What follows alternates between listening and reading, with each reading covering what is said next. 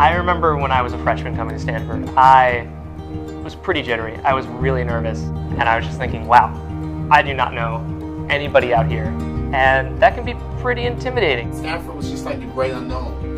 Knowing that my family had gone to college, so there was no preparing for college speech about what it meant to live in a room with a stranger you don't know. I was scared about whether I would fit in, or if my personality, my temperament, some of the things I like to do would be Stanford normative, or would have a place at Stanford. I think that new student orientation is about beginnings. Discovering self, discovering others, discovering who you want to be in this next phase of your life. New student orientation begins the year here at Stanford. And so it's when all of the new students move in on the same day, and then they go through a series of activities together that bond them as a class.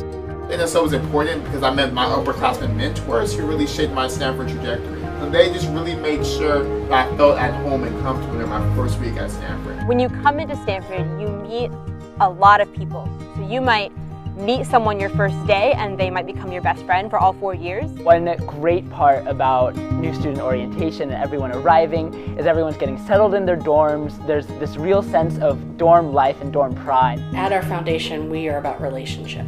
Faculty member to student in a research project, or even relationship in the collective, in a whole dorm community, in an athletic team. All of that to say we're not about competing at the expense of one another, but instead raising each other up. This was a place that I found that I could really count on everyone else around me to like have my back. And so when you start talking to other people, you really realize, oh man, like everyone else is feeling just the same as I, and you kind of move past that initial nervousness and you really build a community and a home off of that. Welcome, students. We are so glad you're here.